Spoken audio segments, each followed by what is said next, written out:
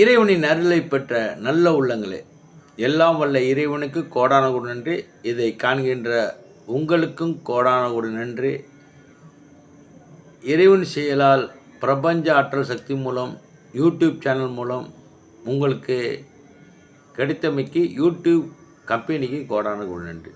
ஏன்னா அது இறை செயலில் உங்களுக்கு கிடைக்கிறதுக்கு அது ஒரு முக்கிய காரணமாக அமையுது.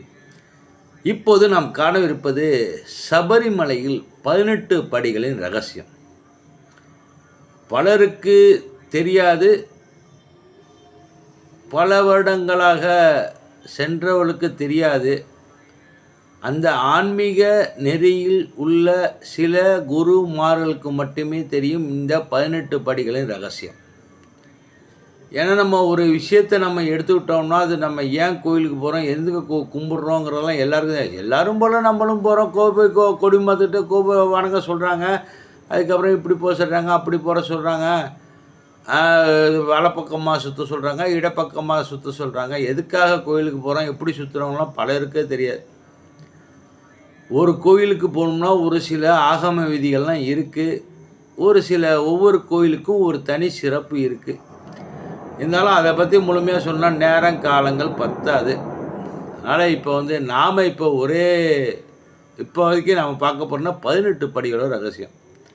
அந்த 18 படிகளையும் ஒற்றைப்படை வரிசையில் நவக்கிரக தெய்வங்களும், இரட்டைப்படை வரிசையில் தெய்வங்களும், விண்ணுலக தெய்வங்களும் இருப்பதாக ஐதீகங்கள் சொல்கின்றன. அதை தான் இப்போ சொல்ல போகிறேன். ஏன் 18 படி? அதாவது இருமடி கட்டி அதுக்குண்டான விரதம் இருந்து இருப்பவர்கள் மட்டுமே அந்த 18 படியை வழியே செல்ல வேண்டும். இது அது ஒரு காரணமாக தான் அதேமாரி ஒரு நிர்ணயம் பண்ணியிருக்காங்க. அது நிர்ணயம் பண்ணது இவங்களாம் இல்லை, முன்னோர்கள்.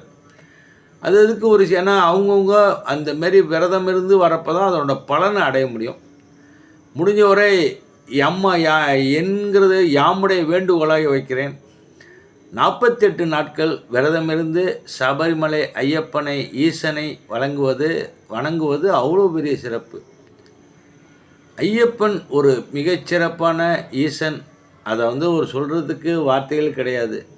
நினைக்காததை நடத்தி காட்டுவார். அவரை பார்க்கணுன்னு மனசுக்குள்ளார நந்தாலே அவருடைய இடம் கிடைச்சாலே போதும். அவங்களுடைய வாழ்க்கையிலேருந்து எல்லாமே ஓகோன்னு தான் சொல்ல முடியும். சில பேர் எல்லோரும் செய்கிறார்கள், நாமும் செய்கிறதா பல பேர் அப்படி தான் பண்ணுறாங்க. அது செய்யாமல் உண்மையாக ஐயப்பனை விசுவாசமாக நினைங்க. அவர் தகப்பனாகவும் மகனாகவும் சகோதரனாகவும் நம்மூரில் இருந்து பல செயல்களை நடத்துவார். இது நிதர்சனமான உண்மையான அனுபவம்.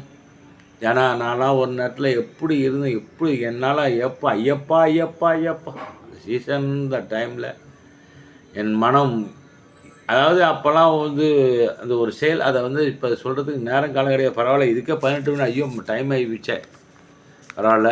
18 படிகள் ரகசியம் சொல்லிடுறேன். முதல் படியில் சூரிய பகவான், 2வது படியில் சிவன் பகவான், 3வது படியில் சந்திரன், 4வது படியில் பராசக்தி, 5ஆம் படியில் செவ்வாய், 6ஆம் படியில் முருகன், 7ஆம் படியில் புதன் பகவான், 8ஆம் படியில் விஷ்ணு பகவான், 9ஆம் படியில் குரு பகவான், 10ஆம் படியில் பிரம்ம பகவான், 11ஆம் படியில் சுக்கிர பகவான், 12ஆம் படியில் லட்சுமி பகவான் அம்மையார், 13ஆம் படியில் சனீஸ்வர பகவான், 14ஆம் படியில் யமன் பகவான், 15ஆம் படியில் ராகு பகவான், 16ஆம் படியில் சரஸ்வதி பகவான் அம்பாள், 17ஆம் படியில் கேது பகவான், 18ஆம் படியில் விநாயகர் விட்டிருக்கின்றனர்.